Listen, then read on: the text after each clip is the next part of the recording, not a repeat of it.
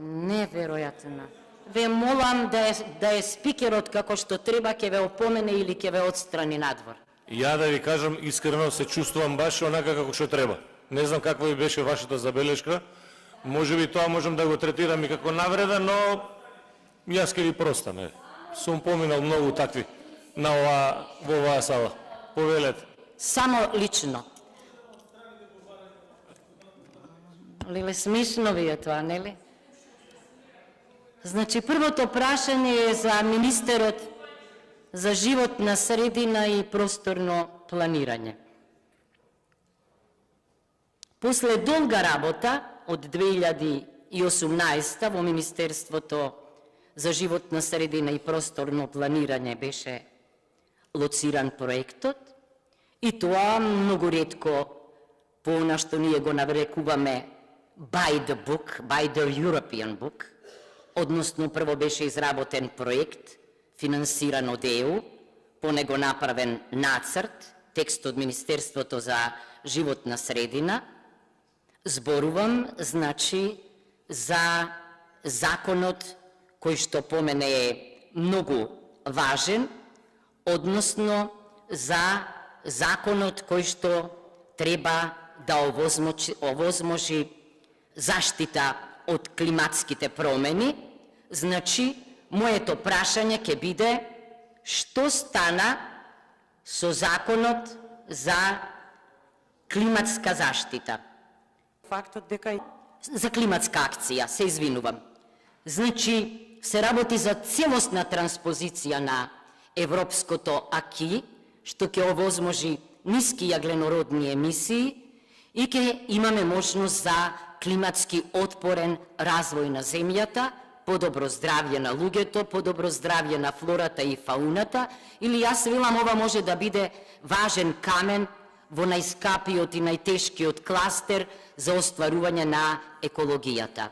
Меѓутоа, не го гледам законот, не знам каде е, а живо сум заинтересирана за него. Ова е, значи, за Министерот за животна средина и просторно планирање. Повторувам, ќе доживеам ли може би во Уставот да зборуваме за заштита на правата на животните и билките? Не верувам, наместо да се бавиме со работи кои што се наметнати од надвор, и тоа надвор од меѓународното право, надвор од европското право, надвор од уставното право, и да се занимаваме со работи што ќе значат живот. Значи, ја прашувам, ја гледам заменичката министерка овде, што стана со овој закон или каде е? Тоа е моето прашање. Второто прашање е до министерот за образование. Може би, можев ова прашање да го поставам и до министерот за финансирање и за финансии, меѓутоа се обидов преку амандмани неколку пати да интервенирам и во креирањето на буџетот и во ребалансот на буџетот, меѓутоа попусто. Зашто станува збор? Станува збор за довршување на факултетите Финки и факултетот за физичка култура.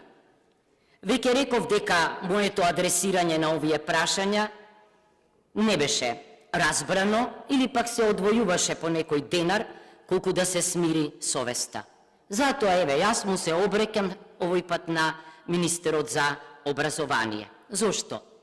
Пред неколку дена председателот на државата ја додели наградата најуспешни IT инженери, меѓу кои еден од лауреатите беше Андреј Миловановиќ.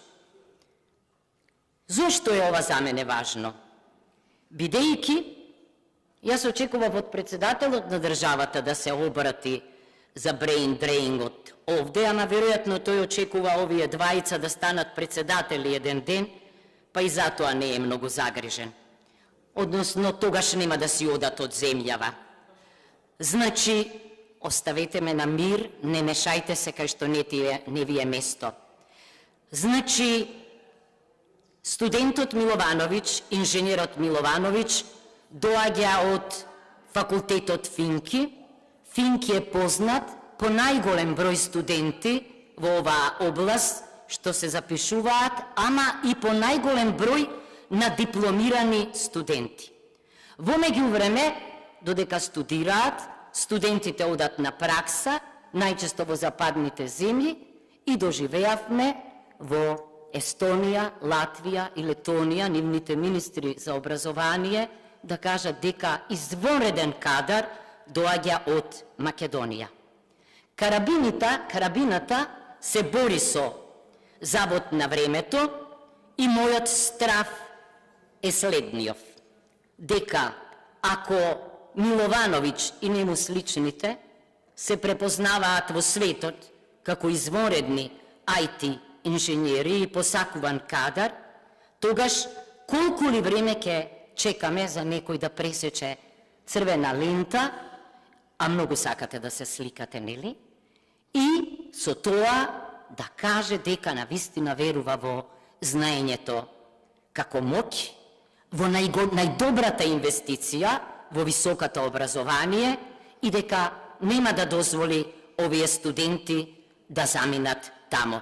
Значи, министре, бидејќи имате најголема одговорност за доброто образование, јас ве прашувам, дали тоа што не го направија министрите за финансии, вие ќе го направите, се разбира во рамките и на онаа декларација подпишана од многу професори, според која треба да се одвојува повеќе за образование и се разбира повеќе за наука. Прашањево индиректно, еве нека го чуе и првиот човек на Агенцијата за млади и спорт, зашто прашањето е и за Факултетот за физичка култура и тој зјае во Карабина. Ве молам да ми одговорите. Ако превземете нешто, мислам дека ќе бидете запишани како првиот министер за образование, кој што можеби ќе го услови своето останување тамо со решавање на овие проблеми. Третото прашање е за министерот за надворешни работи.